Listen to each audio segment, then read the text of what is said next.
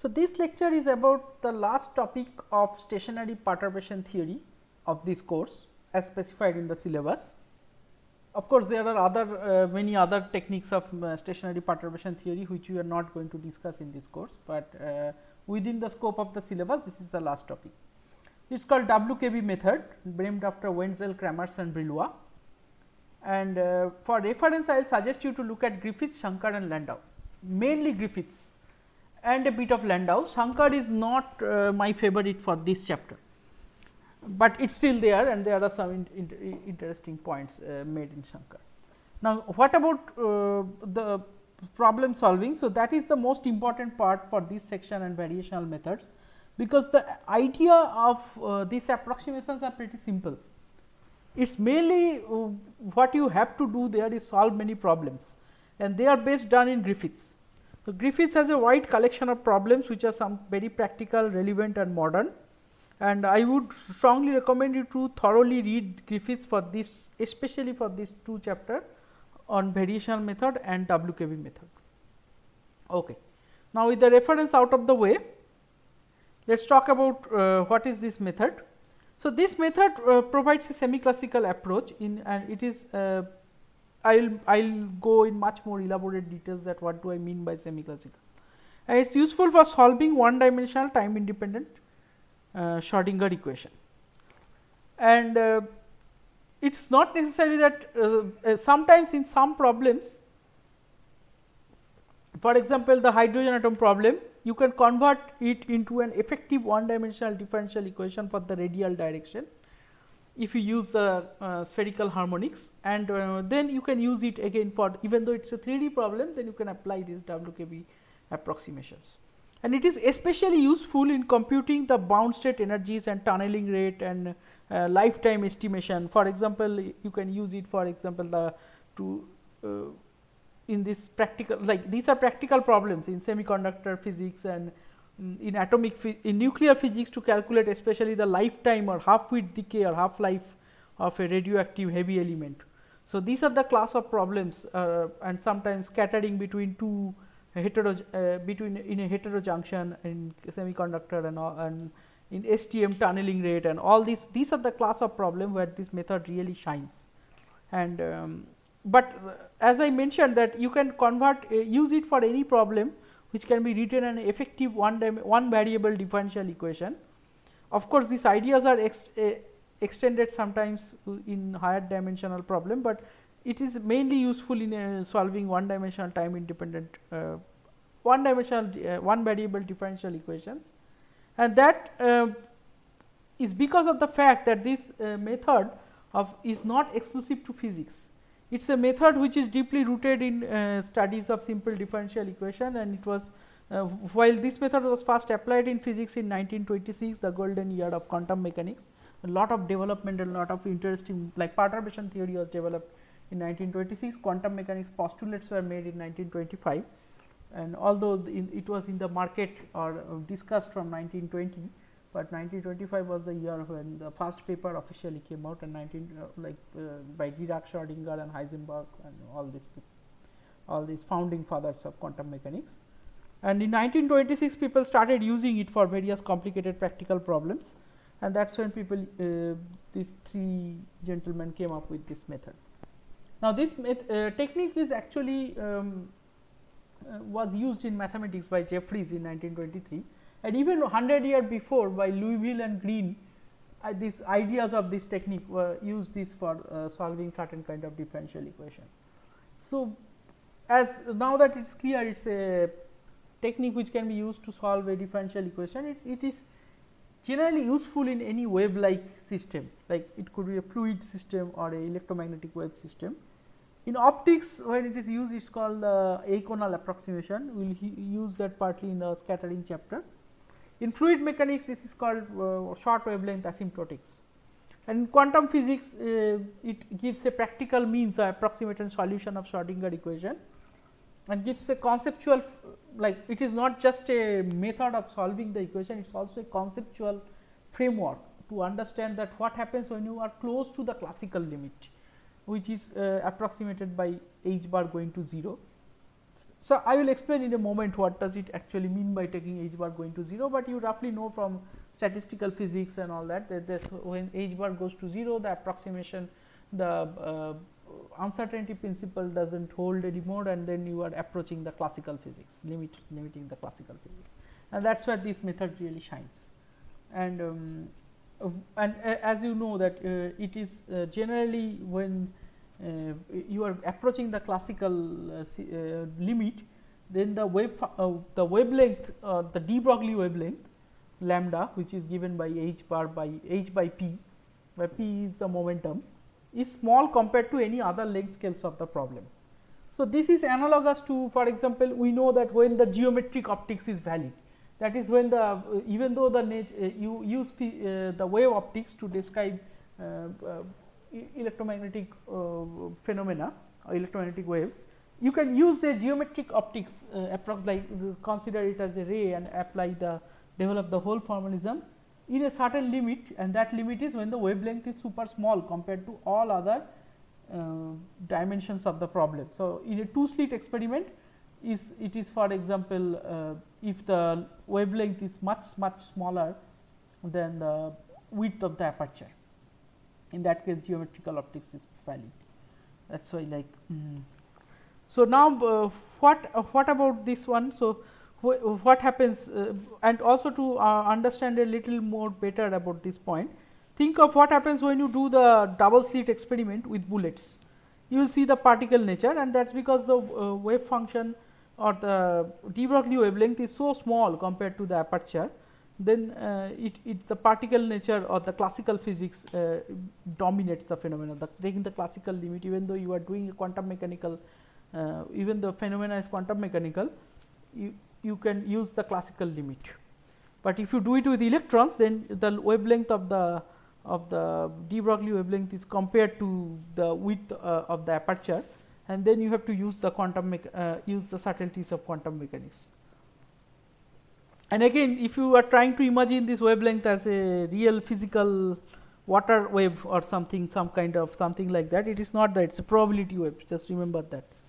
Okay. So, now let me move ahead in this approximation, using this approximation in the problem of interest. So, consider the propagation of a quantum particle in a slowly varying 1D potential Vx, and the potential is something arbitrary, some arbitrary shape. If it is a nice shapes like square wave, harmonic wave, then you know how to analytically solve it, and that is the whole point. So, in a practical problem, it will not have a nice shape, it will have some arbitrary shape, and then how to know the how to solve this in that case. Now, I have underlined this word slowly varying. I will emphasize the meaning of this point in a minute, but let us consider what happens if the Vx is constant or uniform. Then you know that in this is like a plane wave equation, and the solution will have a plane wave form, which is e to the power I k x. Now, in a generic potential, then the solution will take some generic form, but now let us look at the meaning of the word slowly varying. By slowly varying, I mean that locally in the scale of the de Broglie wavelength, the features of the wave or the non-uniformity or change in the wave function is so weak or so small that you can say that the wave function still has almost the plane wave form. So, you can write it as like some a x e to the power plus minus I p x x by h bar. So, this is the plane wave form, but the k is no longer a constant, it is a p x, it has this form of p x, and it has a x as a prefactor, and that is a generic form which is true only if the only if the potential is slowly varying. And when I say slowly, I mean that compared to the change in the potential it happens over a length scale which is small compared to the de Broglie wavelength. So, that is not true if it is varying very rapidly compared to a very like a de Broglie wavelength of some let us say some small particle electron or so in other words, in order for this approximation to be valid for electron, you need a super fast changing like very rapidly changing potential, and if you want this to be valid for a for a bullet or like some big classical cricket ball, and then for that you need even a very slowly varying potential will be good enough. Okay. So now if we want, we can write down this as a more generic approximation. So let's write the Ax as root Sx just to make some physical sense. Let's try to see if I make it a very generic approximation. If I write the Ax as root Sx and this factor as some Sx, and make the claim that the wave function for in some approximate level is looks like in this form, which is as I justified that when this is a correct justification. So now we will try to make some physical sense of these coefficients. Now this is a stationary problem, you don't really have a time dependence here, so you can forget about the time t in this approximation. And also notice that when I say px here, it is just the local momentum. It is just like k, it is like a local momentum which is given by this. And so now in this form I can estimate that the probability density of this, which is given by this is the wave function, square is probability density, that is the rho x. So the rho x represents the probability density, and the probability current is given by psi. You know that the probability current is psi star grad psi.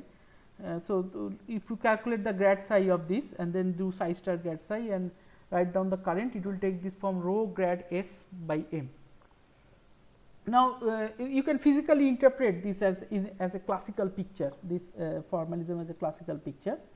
So the classical picture is that since it is a gradient, which means there is a constant s or so this is the amplitude, is the phase, both are real numbers.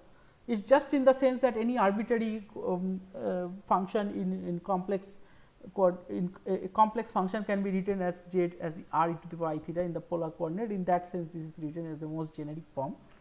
Now if now I arrive at this formula, so that means I can say that it's the current is the probability current is perpendicular to the constant phase direction of the wave function.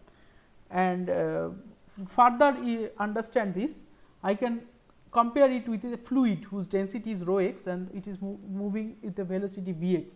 So the current density will be this rho momentum by m. So when I compare this with this form, I get the momentum as grad s. So that is a physical interpretation of this. The momentum can be thought as the gradient of the phase. In the classical momentum can be thought as a gradient of the phase. So this is just a picture to visualize the problem of the probability wave density and compare the probability wave with some wave which you can visualize like a classical fluid. Okay. This is a visualization tool, so don't mix that this is the actual interpretation, but this is just a visualization tool. Okay, now that we established that for a slowly enough, so I will later explain that what does it means the slowly varying in a very precise mathematical form. But now understand that by slowly varying I mean that the scale of change of the potential is much smaller compared to the de Broglie wavelength. So if that is the case, then at a point locally the particle feels that the potential is almost flat, and then it has a almost plane wave like description, and when that is true, then you can write this as the effective wave function. So now using this, let us proceed. So so before I proceed further, let me take a little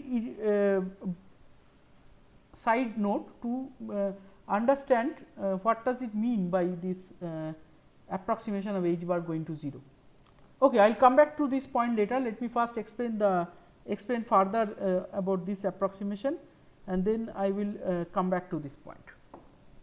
So let's, for simplicity, instead of writing this wave function as root rho x e to the power I s x as some where rho x is real and I s x and s x is real, I can combine this whole thing in a single variable just to reduce the complexity and reduce the algebra, and write the psi x as e to the power I sigma x by h bar, where sigma is a complex.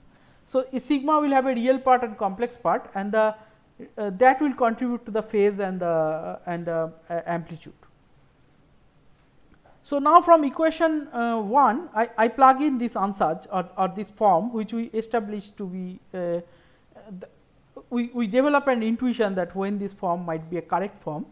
So, if I plug into this that in the Schrodinger equation, I will get this equation, which is the equation 3. So, notice that we have achieved nothing so far. We have just chose a form of the wave function. We gave an argument that when this could be a correct form, and we plugged in that form, and then we converted our equation of the Schrodinger equation, which was a linear equation, into another equation which is actually a nonlinear equation. In fact, if we have achieved something, we made a simple problem complicated. From a linear equation we went to a nonlinear equation. But this complication is actually owing to the fact that we do not know how to solve it for a arbitrary Vx, some complicated Vx. So, now we have this particular form of Schrodinger equation, where the Vx is hidden inside the local momentum, and then we will see how can we solve this equation. Now, equation 3 can be solved in an approximation scheme where the h bar is small, and so you notice this is a nonlinear equation where the nonlinearity can be removed by eliminating this term. So, by saying that either the h bar is small or this part is small, so then this part is gone, then it is a very simple equation to solve. So, let us say the h bar is small and this term is small, then we will argue that this is what one means by a slowly varying potential. So, before I describe this, let me quickly describe that what does it actually mean by h bar is small. Now, h bar is a natural constant, it has a value. How can you make it small? How can you make it a tuning parameter? So, to understand that, so let us say consider the fact that when I say h bar is equal to small, it is actually means that the lambda or the de Broglie wavelength is much smaller than the other length scales of the problem, which is equivalent to a classical approximation, and we know that h bar going to small means also by uncertainty principle is also a classical approximation. So, then you have this equation. So, now I write down the explicit form of lambda, which is h by PL. Now, P is the particle momentum. So, and now we consider, and P and L are like classical scales. So, one can access the semi-classical limit by either adjusting h bar or by adjusting saying that the P is much bigger. In either case, this ratio will be small. So, that's in that sense I can consider the h bar as a tuning parameter, and at the end actually we will not entirely use the h bar. We will just say h bar is small enough compared to all other scales of the problem, which means that in this sense, and then you use the h bar as a perturbation small parameter, and then at the end we will give the h bar its value, and we will judge all the smallness in terms of other physical variable without touching the h bar. So, we will see in a moment how that is done, but when I say h bar is small, it means typically in a physical sense, it means the de Broglie wavelength is small compared to other length scales of the problem, almost classical approximation. So, now let us see, we have established the point that the I h bar delta x del x square, this term goes to 0 in order for this equation to be a linear equation. So, let us see how can we achieve that. So, first let us assume that the Vx is almost constant. So, if the Vx is almost constant, the Px is will be also constant, will not be dependent on x.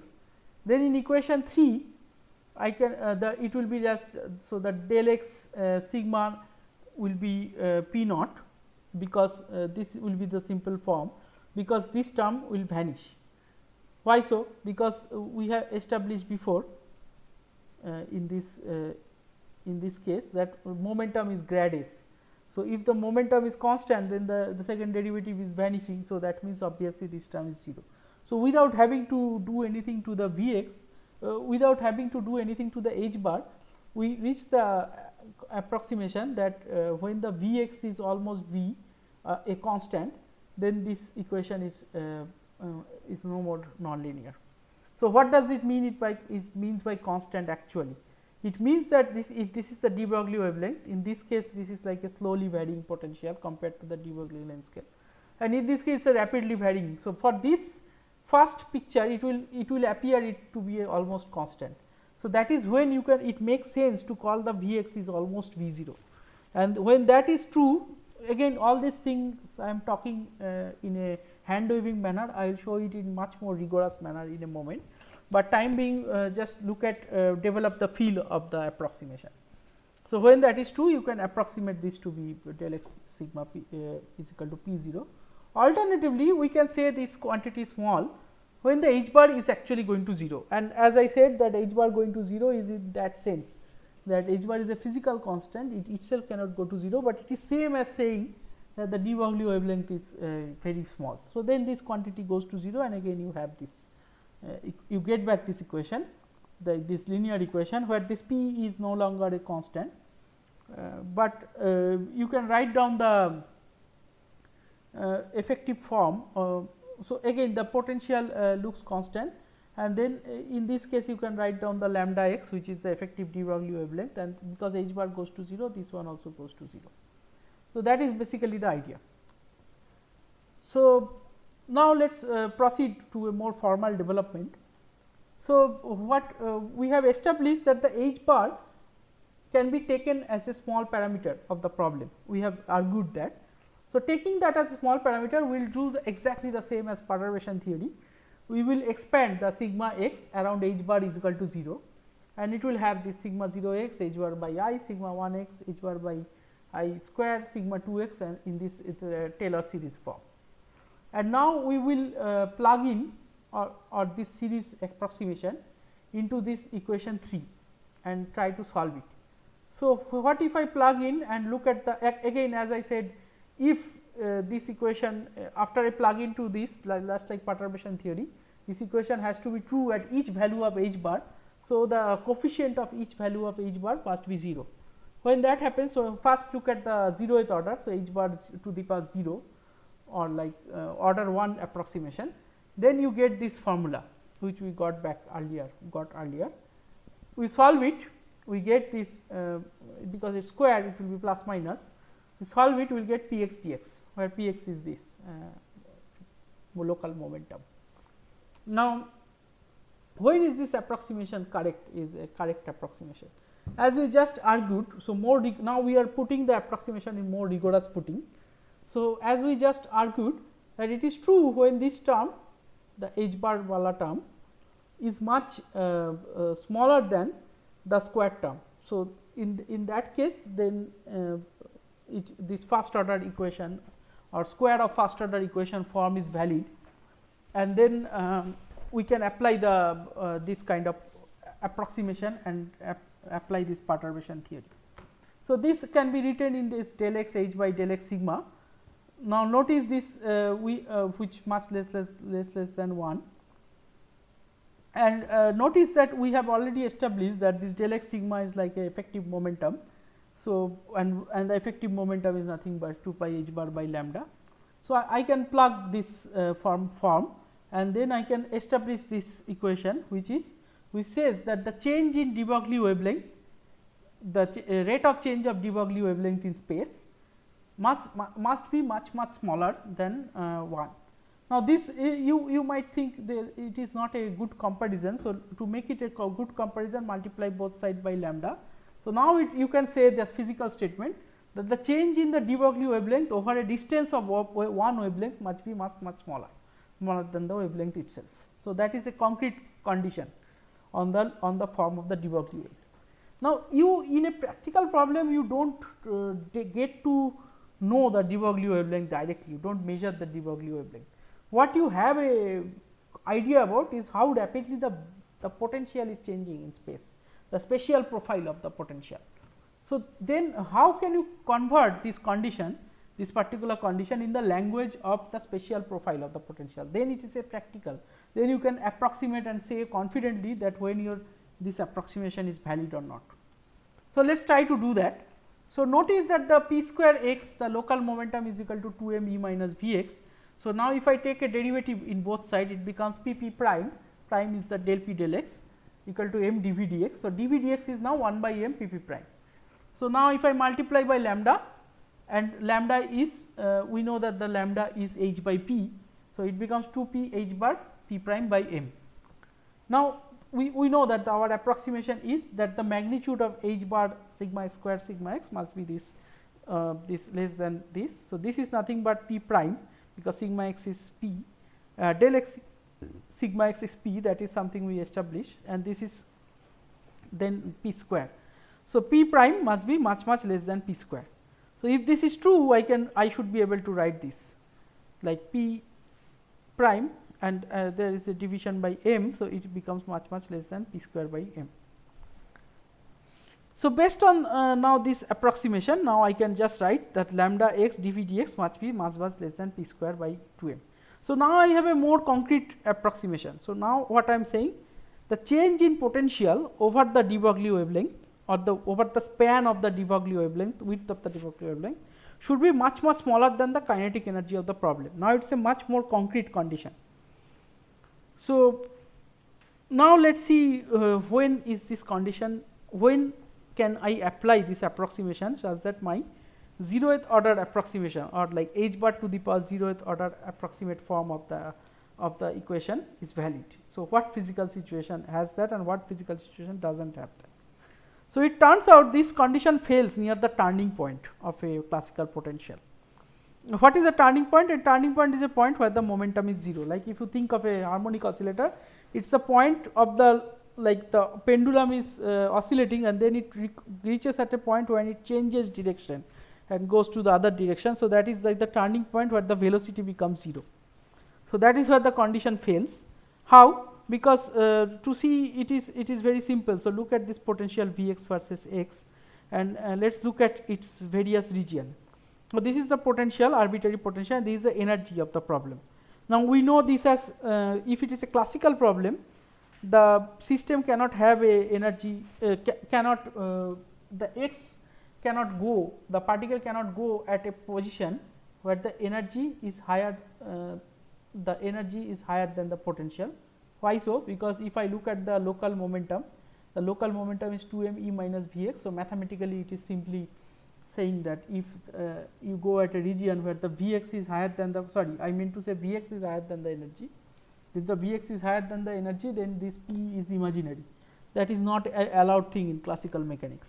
So, this is a classically allowed region, and that is simple energetics. Physically speaking, it is simple energetics.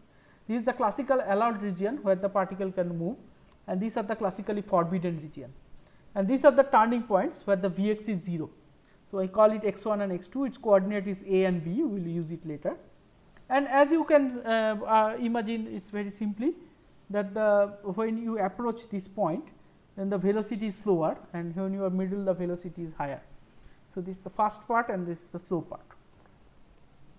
Now, as I said that I meant to say that this condition fails when the Px goes to 0 or the lambda x goes to infinity. So, obviously, that is very easy to see in equation 7. If the Px goes to 0, the de Broglie wavelength approaches infinity, and then the physically speaking, it becomes a totally quantum problem, and this semi classical approximation is not valid.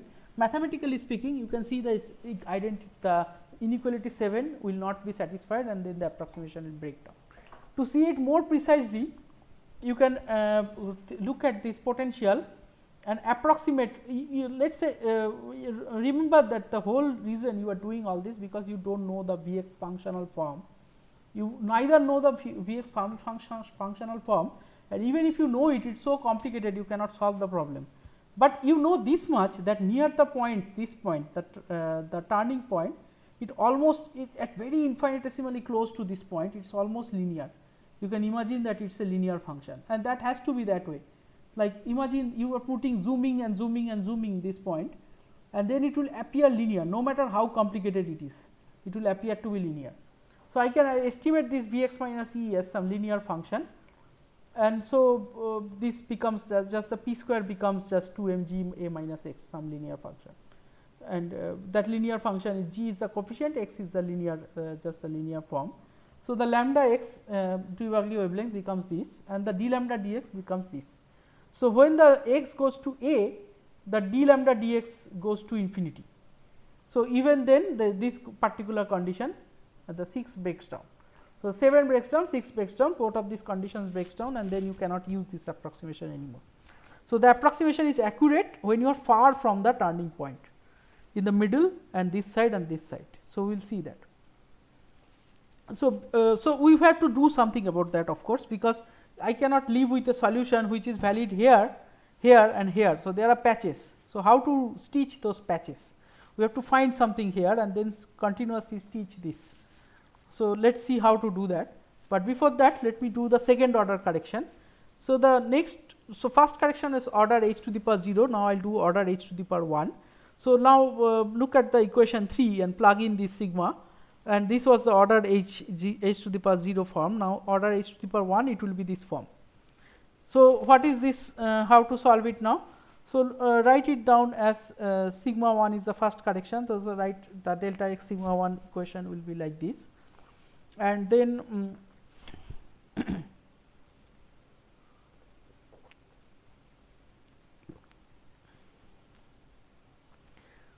and this is nothing but the form of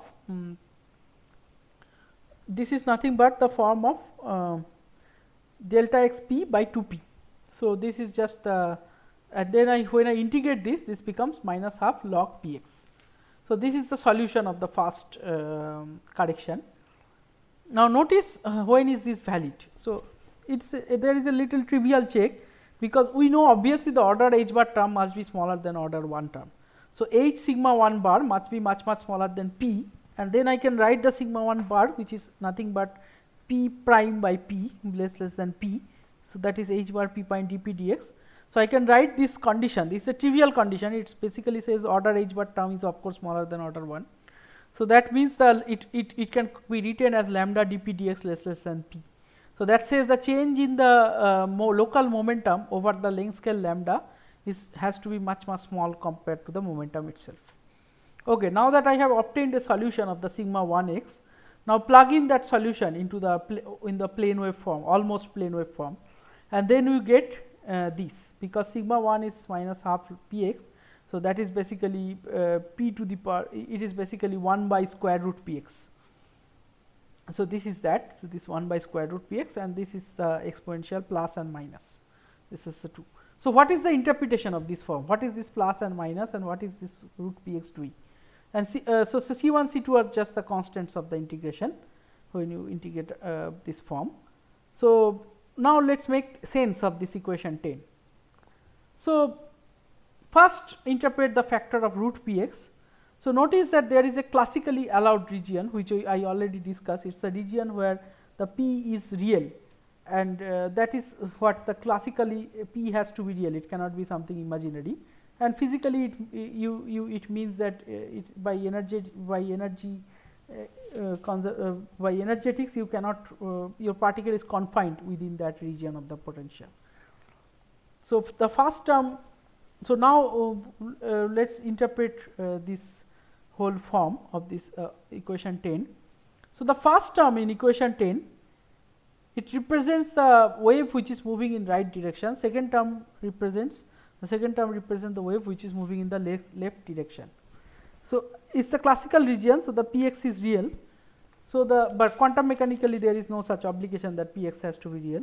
So, the exponential will have like modulus unity, and so if I want to have this as modulus into psi x square modulus unity, then the probability density has to be proportional to 1 by px, like of course like the psi x square, you just think of psi x square, you take the square, then you get the probability density is 1 by px, and 1 by px is like equivalent to 1 by inverse velocity, and that has a very normal physical meaning, because it just says that the probability of finding the particle in a place in a small interval x is much higher where its velocity is lower, and if the that is a very that makes sense naturally.